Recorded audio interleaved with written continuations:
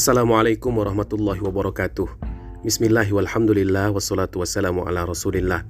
Sahabat arah hidup yang dimuliakan Allah, kita bersyukur bisa bertemu kembali di episode ke-41 dari serial Jejak Rasul. Masih tentang Madinah pasca Perang Badar. Di antara hal yang terjadi di Madinah adalah makin banyaknya orang yang bermigrasi ke sana. Akhirnya salah satu serambi masjid sekarang digunakan untuk tempat singgah para pendatang ini yang belum memiliki tempat tinggal. Jadi ini adalah penampungan sementara.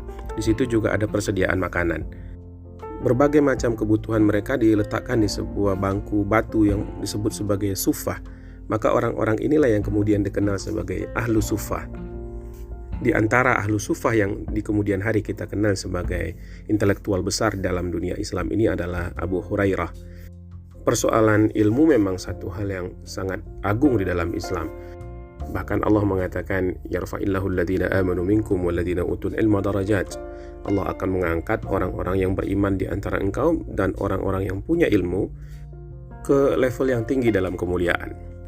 Ini mungkin yang luput kita ceritakan pada saat kita berkisah tentang Perang Badar tempo hari, bahwa di antara yang dilakukan oleh Rasulullah dan kaum muslimin kepada para tawanan perang adalah meminta para tawanan yang mahir dalam baca tulis untuk menebus diri mereka karena mereka tidak punya uang, dengan cara mengajarkan baca tulis kepada masing-masing mereka 10 anak. Di antara anak-anak kaum muslimin yang memperoleh ilmu baca tulis lewat cara ini adalah Zaid bin Thabit. Kita kembali kepada kisah Ahlu Sufah, karena masjid tempat mereka bernaung berdampingan dengan tempat tinggal Nabi, maka mau tidak mau Nabi dan keluarga beliau merasa harus bertanggung jawab kepada para pengungsi tersebut. Karena kondisi mereka sungguh buruk. Mereka datang dari berbagai suku di penjuru negeri Arab. Ada yang datangnya sendiri, ada yang dengan pasangannya, ada yang berkeluarga. Mereka semua menunjukkan antusiasme kepada ajaran Islam. Terlebih lagi mereka sudah mendengar kabar-kabar tentang Nabi, tentang bagaimana uniknya kehidupan umat Islam, dan tentu saja berita tentang kemenangan kaum muslimin di Perang Badar yang fenomenal. Disebabkan harus menyantuni para ahlu sufah, akhirnya Nabi dan keluarga beliau jarang bisa kenyang saat makan. Mereka selalu berkekurangan. Maka inilah yang memicu timbulnya hadis Nabi sebagaimana ditakhrij oleh Imam Muslim, ta'amul wahid yakfil isnin, ta'amul isnin yakfil arba'ah. Makanan untuk satu orang bisa dicukupkan untuk 2 orang. Makanan untuk 2 orang itu cukup untuk berempat. Demikianlah Islam mengajarkan kebersamaan sekalipun dalam keprihatinan. Tapi bincang-bincang soal makan ini, meskipun Nabi senang makan bersama orang-orang, tapi kadang Nabi peka juga kepada bebauan tertentu. Nabi terkenal sebagai orang yang menyukai wewangian dan sangat sensitif terhadap bau-bau yang tidak enak. Bau apa saja, bau mulut, bau pakaian. Bahkan dari Aisyah radhiyallahu taala anha dikatakan bahwa Nabi itu adalah orang yang selalu senang bersiwak. Kalau ingin pulang dan masuk ke rumah menemui keluarganya, Nabi lebih dahulu bersiwak, menggosok gigi dengan batang kurma yang masih hijau. Dan kalau Nabi ingin bepergian, sebelum traveling, Nabi akan menugasi Abdullah bin Mas'ud untuk mempersiapkan bekal yang salah satunya siwak. Termasuk juga soal bau makanan. Maka kadang Nabi menolak untuk makan makanan tertentu ketika berkumpul bersama orang-orang. Misalnya di Madinah, orang makan biawak. Itu ada sejenis biawak gurun yang tidak ada di Mekah, tapi di Yasrib lama maupun daerah-daerah lain itu dikonsumsi orang. Binatang ini halal sebenarnya, tapi ketika disuguhkan Nabi tidak mau ikut makan. Di kali lain lagi ada suguhan makanan yang dikirim oleh salah seorang sahabat Ansor, makanan daging dengan kuah yang lezat begitu. Tapi ketika Nabi mengambil sedikit, lalu tercium di sana bau bawang yang terlalu menyengat. Beliau kembali letakkan makanan itu. Orang-orang kemudian ikut meletakkan makanan. Ya Rasulullah, apakah ini tidak boleh dimakan? Kata Nabi, makanlah dengan bismillah. Aku tidak bisa makan ini karena aku harus berdekatan dengan sesuatu, sedangkan kalian kan tidak, kata Nabi. Sesuatu yang dimaksud Nabi itu adalah Jibril alaihissalam, dan malaikat memang terkenal sangat sensitif terhadap bau-bauan. Dan oleh sebab itulah kita dianjurkan untuk tidak makan makanan yang di dalam teks hadis disebutkan bawang ya, yang terlalu menyengat baunya ketika kita akan berangkat ke rumah Allah, ke masjid. Ya, kalau di konteks kita Indonesia mungkin termasuk jengkol, pete dan sebagainya. Di antara orang yang sangat dermawan dan senang melayani makan minum para ahlu sufah itu adalah putri Rasulullah sendiri, yakni Fatimah. Dan tentu saja dibantu saudaranya Ummu Kulsum. Ada juga Ummu Aiman yang selalu berada di sana siap mendampingi apa saja. Dan Ummu Sulaim itu menyerahkan anak laki-lakinya yang masih kecil pada saat itu kepada Nabi untuk menjadi pelayan di rumah Nabi, namanya Anas bin Malik. Ada juga Ibnu Mas'ud yang sangat dekat dan setia kepada Nabi sampai-sampai sudah seperti keluarga sendiri. Ada pula Abu Rafi', seorang budak yang dihadiahkan oleh Abbas kepada Rasulullah, tapi kemudian Nabi bebaskan. Tapi Abu Rafi' memilih untuk, meskipun sudah bebas sekarang, dia siap selalu melayani Nabi. Dan ada juga Khawlah, jandanya Utsman bin Maz'un yang sudah lama ingin mengabdikan dirinya kepada Rasulullah SAW. Jadi Fatimah memiliki banyak teman dalam melayani para ahlu sufah. Namun sekarang beliau sudah berumah tangga dan hidup dengan suaminya, yakni Ali bin Abi Thalib. Kehidupan mereka sangat susah, jauh lebih susah daripada Fatimah ketika masih berada di rumah Nabi SAW. Ali meskipun anak seorang terhormat dan merupakan menantu dari Rasulullah SAW, tetap saja harus bekerja dan pekerjaannya sangat keras. Ali punya profesi sebagai pencari dan pengangkut air. Sementara Fatimah juga ikut bekerja dengan menggiling jagung atau gandum. Suatu ketika Fatimah mengeluhkan pekerjaannya itu karena sangat lelah. Dia katakan, "Aku terus menggiling gandum hingga kedua tanganku ini melepuh." Dengan lirih, Ali menimpali ucapan istrinya itu, "Aku juga merasa sakit dadaku ini karena terlalu banyak aku menimba dan mengangkat air." Lalu Ali katakan, "Bukankah ayahandamu Rasulullah memiliki banyak tawanan? Pergilah ke sana, minta satu orang untuk menjadi pelayan kita." Penuh keraguan kemudian Fatimah menemui Rasulullah. Nabi menyambut dengan penuh cinta putri yang diriwayatkan merupakan orang yang paling mirip gerak-geriknya dengan Rasulullah SAW. "Duhai, apakah yang mendorongmu datang kemari, wahai putriku?" kata Rasulullah. Fatimah tidak bisa menyampaikan maksudnya disebabkan keseganannya yang sangat tinggi kepada ayahnya. Lalu dia hanya menjawab, "Aku hanya ingin menyampaikan salam sejahtera untukmu, wahai ayah." Lalu Fatimah pun beranjak pulang. Sampai di rumah, Ali bertanya, "Bagaimana hasilnya?" Tapi kata Fatimah, "Sesampai di sana aku malu untuk minta sesuatu kepada ayahku." Maka setelah berunding, mereka pun akhirnya berangkat berdua. Fatimah dan Ali menghadap kepada Rasulullah SAW dan menyampaikan maksudnya bahwa mereka betul-betul membutuhkan bantuan di rumah tangganya. Rasulullah menjawab permintaan itu, "Aku tidak bisa memberikan apa-apa pada kalian. Semua sumber daya yang ada sudah terkuras untuk menjamin dan memenuhi kebutuhan para ahlu sufah." Pasangan itu kemudian pulang, ada kecewa di dalam hati, tapi itu adalah keputusan Rasulullah yang tidak mungkin mereka ganggu-gugat. Tapi ketika malam hari saat mereka sudah akan tidur, datanglah ketukan dari luar dan terdengar suara Nabi SAW. Nabi masuk kemudian duduk di samping pasangan yang penuh berkah ini.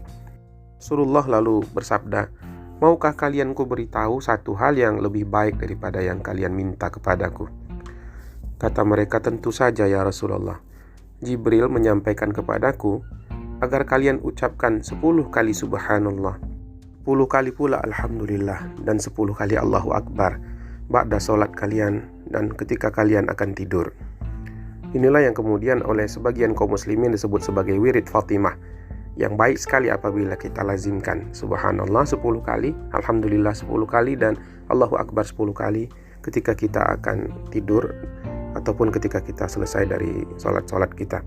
Kata Ali, bertahun-tahun kemudian aku tidak pernah lupa mengucapkan bacaan-bacaan itu sejak Rasulullah mengatakan itu kepada kami. Tempat tinggal Fatimah dan Ali sebenarnya tidak terlalu jauh dari Rasulullah SAW, tapi mereka kemudian mendapat rezeki lain. Harisah, seorang sahabat yang masih merupakan kerabat jauh dari Rasulullah SAW, datang kepada Nabi dan berkata, "Wahai Rasulullah, kabar bahwa engkau menginginkan Fatimah untuk tinggal atau pindah ke rumah yang lebih dekat dengan masjidmu ini ya Rasulullah. Aku kebetulan punya rumah di sana. Sekarang aku hadiahkan ya Rasulullah untuk ditempati oleh Ali dan Fatimah." Akhirnya mereka pun tinggal di tempat yang lebih layak dan lebih dekat dengan Rasulullah SAW. Sementara itu gangguan-gangguan terhadap Madinah juga tetap ada. Di antaranya adalah perang Sawik. Abu Sufyan yang kita kisahkan bahwa beliau telah bernazar untuk tidak menyentuh air sampai mendapat kesempatan untuk membalaskan atau menyerang kembali kepada umat Islam, menghimpun 200 pasukan berkuda dari kalangan Quraisy untuk menunaikan sumpahnya itu. Dia kemudian mengontak Salam bin Mishkam, pemimpin Bani Nadir, untuk singgah dan tinggal di pemukiman Yahudi tersebut. Salam pun memberi izin lalu mempersilakan untuk menginap, bahkan menjamu mereka dengan makan minum. Salam juga memberikan informasi tentang pasukan Islam, peta-peta kekuatan demikian. Oleh karena itu, Abu Sufyan bisa bergerak dan pada saat itu berhasil membunuh 2 orang kaum Ansar. Penyerangan diam-diam ini mendapat respon dari Rasul dan pasukan pun keluar untuk mengejar mereka. Namun Abu Sufyan ini sudah lari lebih dahulu. Mereka hanya melakukan pukulan kecil saja. Hanya mereka pun lolos, tidak didapati oleh kaum muslimin. Hanya perbekalan mereka berupa karung-karung terigu itu berceceran di jalan. Oleh karena itulah perang ini bernama Perang Sawik, Perang Terigu. Di luar kotanya masing-masing, baik pihak Makkah maupun pihak Madinah, sibuk menggalang kekuatan dan aliansi. Berbagai persekutuan taktis dan strategis dibentuk. Misalnya pasca Perang Badar itu dan juga ekspedisi-ekspedisi lainnya mengakibatkan bersekutunya kaum Juhainah dan beberapa suku tetangga lain di Laut Merah dengan kaum muslimin Madinah. Persekutuan ini membuat jalan arah pesisir pantai ke Suriah itu cenderung tertutup bagi kafilah orang-orang Makkah. Hal ini kemudian dikompensasikan oleh kaum Quraisy dengan memperkuat persekutuannya dengan suku Sulaim dan Ghatafan yang mempunyai wilayah yang bisa dilalui kafilah mereka lewat jalur timur laut menuju Persia sampai ke Irak. Begitu pula tempat perhentian mereka di tengah-tengah daerah kaum Bani Sulaim. Tempat-tempat ini harus dipertahankan mati-matian oleh orang Makkah agar tidak jatuh atau malah beraliansi dengan Madinah. Nabi selalu mewanti-wanti atas potensi-potensi penyerangan yang ada di 3 titik, 2 dari Sulaim, 1 dari Ghatafan. Di beberapa kali penyerangan yang coba dihadang, tapi orang-orang ini selalu berhasil kabur. Suatu ketika ada ekspedisi untuk menghadapi suku-suku Ghatafan, yakni orang-orang Sa'labah dan Muharib. Saat itu Nabi juga ikut untuk menyusul suku Baduy yang sulit ditangkap ke tempat persembunyian mereka di perbukitan utara Najd ini untuk menyelamatkan jalur Najd. Kebetulan satu orang dari suku Sa'labah itu sudah memeluk Islam dan dia menawarkan diri untuk jadi penunjuk jalan. Jalan ke sana cukup terjal, ada dari puncak bukit turun ke lereng masuk ke dalam daerah kekuasaan orang-orang Muharib, dan hujan pun turun sangat deras sehingga jalanan menjadi terlalu licin. Nabi SAW yang memang berada di belakang dari pasukan tertinggal dari anggota yang lain.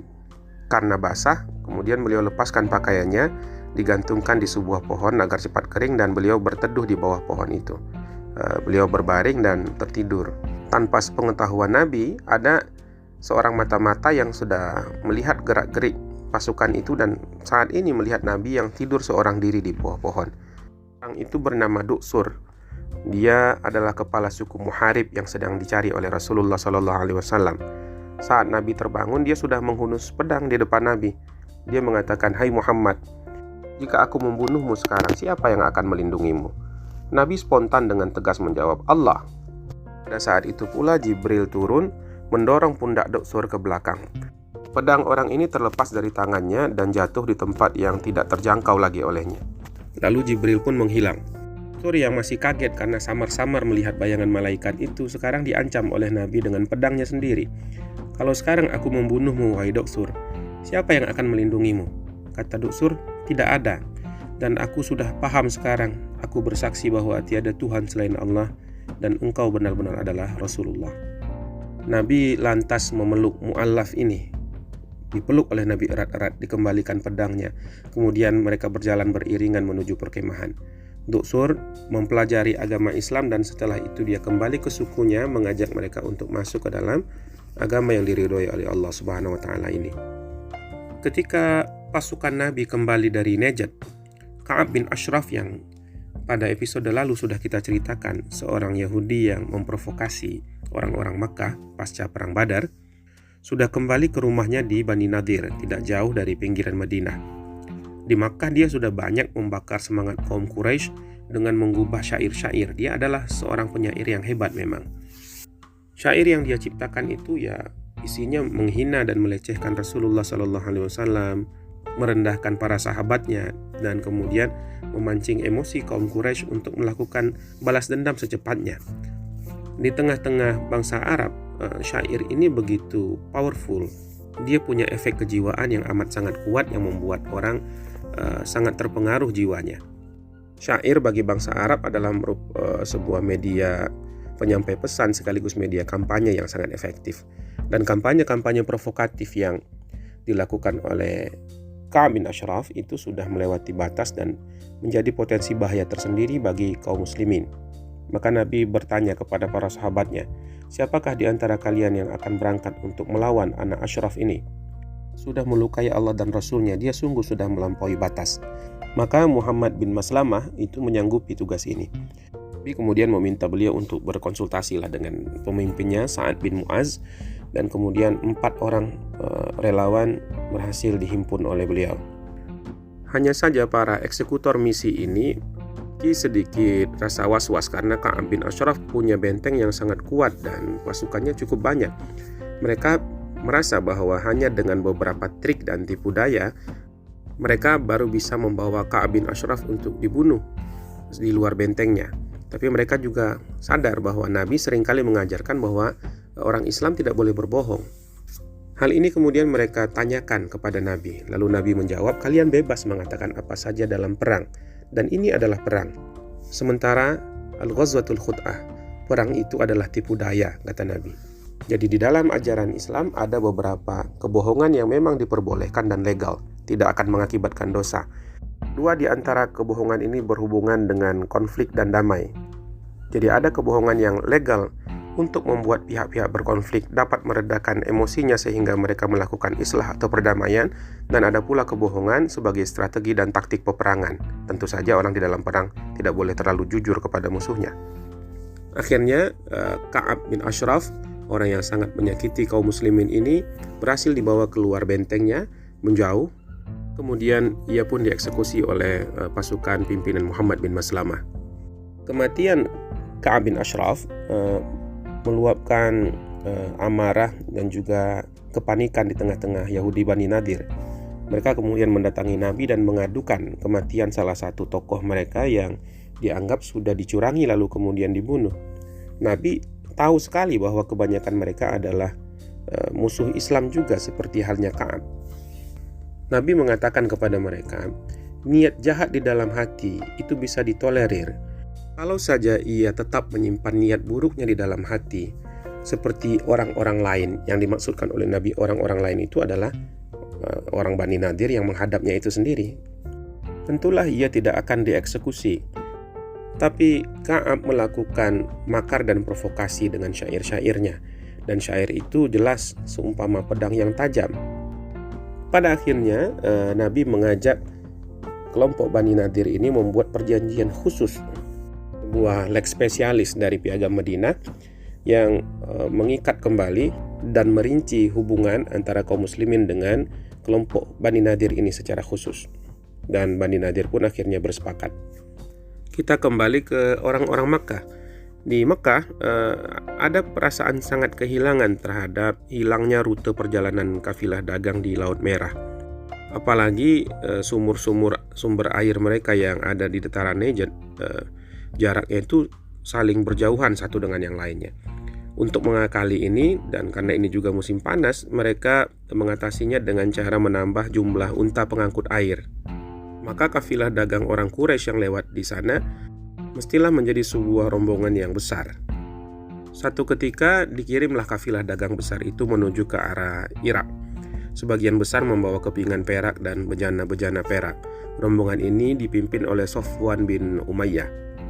Kabar tentang keberangkatan rombongan dagang besar ini sampai ke telinga orang-orang Yahudi Madinah, dan mereka saling bercakap-cakap soal itu, dan terdengar informasi rahasia tersebut oleh seorang Ansor. Setelah hal ini dilaporkan kepada Rasulullah SAW, Nabi kemudian memilih Zaid bin Harithah. Nabi menugaskan Zaid memimpin 100 pasukan berkuda untuk mencegat kafilah tersebut di daerah yang namanya Qaradah, sebuah tempat utama persediaan air sepanjang rute perjalanan itu. Sebenarnya dari sisi kuantitas, kekuatan pasukan Zaid ini relatif kecil, tapi karena pandainya Zaid mengatur strategi penyerangan sehingga sangat efektif. Serangannya sangat keras, tiba-tiba, tidak terduga, akhirnya berhasil menghalau kafilah Safwan dan pengikutnya, dan Zaid pun kembali ke Madinah dengan kemenangan. Unta-unta kafilah dagang yang dibebani dengan berbagai macam barang berharga, utamanya perak dan juga barang dagangan lainnya, serta beberapa orang tawanan itu berhasil dibawa ke Madinah. Peristiwa Qaradah ini memicu semakin naiknya tensi orang-orang musyrikin Mekah, sehingga mereka bertekad untuk menggesa persiapan untuk menyerang Madinah. Bulan Rajab pun datang, kalau dihitung itu bertepatan dengan awal tahun 625 Masehi. Pada saat itu musim dingin. Dilangsungkanlah perkawinan Nabi SAW dengan Hafsah binti Umar. Lalu masuklah bulan Ramadan, bulan puasa kedua bagi kaum muslimin. Bulan ini tentu disambut dengan sangat sukacita. Ini adalah bulan untuk memperbanyak amal, menangguk sebanyak-banyaknya persediaan pahala untuk dibawa nanti ke negeri tempat kita pulang, yakni akhirat. Pada bulan baik itu lahirlah anak dari Ali dan Fatimah, itulah Hasan. Cucu Nabi ini lahir di pertengahan bulan Ramadan. Dia diazankan oleh Rasulullah SAW, dan nama Hasan itu sendiri juga adalah nama yang dipilihkan oleh sang kakek. Lengkaplah kebahagiaan kaum muslimin di Ramadan kali itu. Tapi di penghujung bulan, Nabi menerima satu surat yang diantar oleh seorang penunggang kuda yang sudah berjalan dari Mekah ke Madinah selama 3 hari. Surat itu datang dari paman Nabi, dari Abbas. Abbas mengingatkan bahwa ada 3.000 tentara yang sudah bersiap menyerang Madinah. Ada 700 pasukan dengan baju besi, 200 pasukan berkuda, dan ratusan unta yang mengangkut barang, dan beberapa di antaranya itu membawa haudah, tenda-tenda untuk kaum wanita yang juga akan ikut menyemarakkan peperangan. Sewaktu surat tersebut sampai, pasukan Quraisy sudah dalam perjalanan menuju Madinah. Abu Sufyan yang memimpin pasukan. Dia bawa juga istrinya Hindun. Safwan juga membawa istri-istrinya. Nampak sekali bahwa persiapan peperangan ini demikian hebat, dan ambisi untuk segera menaklukkan Madinah sudah tidak tertahankan. Di dalam pasukan itu tidak terdapat Jubair bin Mut'im. Dia tetap tinggal di Mekah, tapi dia mengutus seorang budaknya, orang Habasyah, orang Abyssinia, yang namanya Wahsy. Wahsy adalah ahli pelempar tombak, seperti juga kebanyakan orang kampungnya. Lemparannya terkenal jitu. Dan yang lebih penting lagi, sebagaimana umumnya jiwa kaum budak, mereka sangat merindukan kebebasan, dan itulah yang dijanjikan Jubair kepada Wahsy. Kalau kau berhasil membunuh Hamzah, cukup Hamzah seorang saja, tidak ada urusan dengan yang lain. Hamzah paman Muhammad. Kalau engkau berhasil menewaskannya di dalam perang itu, maka kau menjadi orang bebas. Belum lagi tambahan dari Hindun yang mengatakan kepada Wahsy, kalau tugasmu itu berhasil, apa yang dipesankan oleh Jubair itu berhasil kau realisasikan, maka perhiasanku ini, kata Hindun sambil menunjukkan banyak sekali perhiasan yang ia gunakan, akan menjadi milikmu. Bulan Syawal sudah dekat, dan sebelum musuh tiba, kira-kira kaum Muhajirin dan Ansar masih memiliki waktu seminggu untuk bersiap-siap menyambut kekuatan musuh itu. Mereka kemudian membangun benteng-benteng untuk penduduk Madinah yang tinggal di bagian luar kota, juga untuk hewan ternak mereka. Semua itu dilakukan dan ditata sedemikian rupa sehingga hewan ternak, kuda, unta, sapi, kambing, domba, tidak ada yang akan berada di luar tembok itu, sehingga tidak bisa dijarah oleh kaum Quraisy. Tentara Quraisy melewati rute dekat pesisir di sebelah barat. Kemudian mereka akan berbelok ke arah pedalaman dan beristirahat kira-kira sekitar 7 kilo dari arah barat Madinah. Kemudian mereka akan bergerak lagi, kalau kita lihat di peta, ke arah timur laut, sekitar beberapa kilometer lagi, dan berkemah di lahan tanah pertanian kosong di dataran kaki Bukit Uhud, sehingga Madinah dapat terlihat dari arah utara. Dalam sebuah peperangan, peran spionase atau mata-mata atau intelijen tentu sangat sentral. Maka Nabi tidak lupa mengirimkan mata-mata ini ke tempat yang sudah diarahkan, yang diperkirakan kaum Quraisy ada di sana. Dan keesokan harinya beberapa orang yang dikirim oleh Rasulullah itu melaporkan jumlah musuh tepat seperti apa yang diceritakan Abbas di dalam suratnya. Ditambah lagi info bahwa pasukan Quraisy juga menyertakan sekitar 100-an orang dari Bani Saqif, ada juga dari kontingen Kinanah dan sekutu-sekutu mereka lainnya. Maka malam itu Madinah dijaga dengan ketat. Para pengawal kelas wahid ditempatkan di sana. Ada 2 orang Sa'ad yang terkenal, satu dari Aus, satu dari Khazraj, yakni Sa'ad bin Mu'az dan Sa'ad bin Ubadah. Ada juga Usaid bin Hudair dan beberapa orang penjaga yang kuat yang lainnya. Malam itu Nabi bermimpi.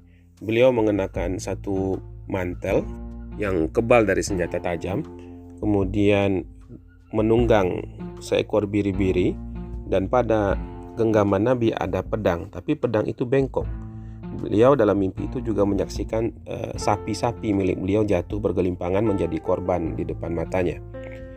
Keesokan pagi Nabi menceritakan mimpinya kepada para sahabat dan menakwilkan mimpi itu. Kata Rasulullah, pakaian kebal senjata itulah Madinah. Pedang bengkok itu adalah pukulan yang dihantamkan pada diriku sendiri. Sedangkan sapi-sapi yang menjadi korban itu adalah para sahabat yang akan mati terbunuh, serta biri-biri yang akan aku tunggangi adalah pemimpin pasukan musuh yang akan kita bunuh insya Allah. Setelah itu diadakan sebuah rapat konsultasi, karena ini merupakan hajat hidup bersama, maka ini harus dibicarakan dalam sebuah syura, dalam sebuah musyawarah.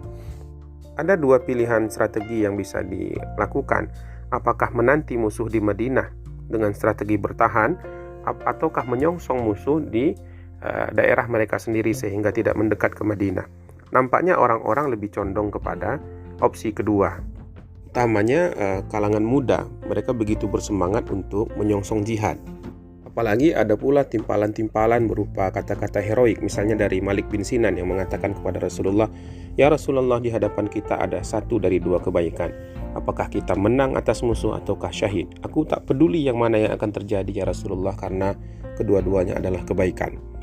Ada pula Khaisamah malah menceritakan tentang mimpinya. Dia mengatakan bahwa anaknya Sa'ad bin Khaisamah adalah salah satu syuhada di perang Badar. Tadi malam, kata Khaisamah, aku bermimpi melihat anakku. Dia sangat tampan. Aku melihat dia dikitari oleh keagungan di tengah kebun buah-buahan dan sungai-sungai yang mengalir. Dia berkata, "Ayah, datanglah kepada kami dan jadi teman kami di sini. Semua yang dijanjikan Allah itu adalah benar. Dan aku, wahai Rasulullah, sudah tua. Aku berharap dan mendambakan sekali pertemuan dengan Allah Subhanahu wa Ta'ala, sehingga Dia menghadiahkan aku kesyahidan dan menjadi teman anakku nanti di surga." Nabi berdoa untuk Khaisamah. Mudah-mudahan beliau betul-betul mendapatkan kesyahidan itu. Rasulullah SAW sendiri sebenarnya condong kepada pilihan strategi bertahan di Madinah, tapi karena ini adalah musyawarah, bukanlah satu hal spesifik yang ditunjuk oleh wahyu sehingga harus dipatuhi dengan total, maka Nabi pun mengalah. Itu hari ketika keputusan untuk menyongsong pasukan musuh di luar kota telah diambil adalah hari Jumat, dan Nabi pun pada hari itu berkhutbah tentang jihad. Usai sholat Jumat, ada orang yang sudah menunggu Nabi di belakang ingin berbicara hal-hal khusus. Yang pertama adalah Hanzalah, anak Abu Amir Ar-Rahib, yang pada saat itu sedang berada bersama musuh di kaki bukit Uhud. Hanzalah ingin bertanya kepada Rasulullah tentang pernikahannya. Pernikahan itu sudah direncanakan sepekan sebelumnya. Ia telah bertunangan dengan seorang sepupunya, Jamilah, putri dari Ibnu Ubay.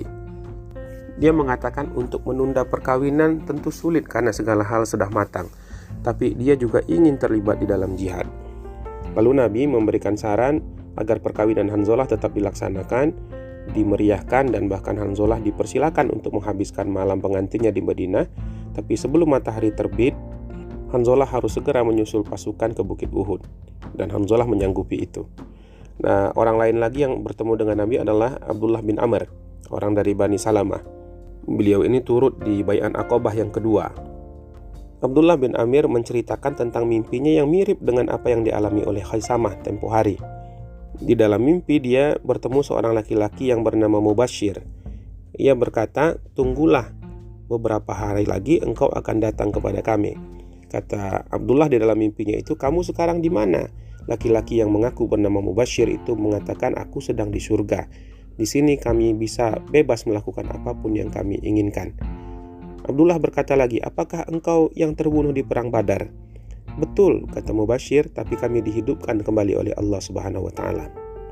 Nabi kemudian menanggapi, "Wahai ayah Jabir, itulah kesyahidan."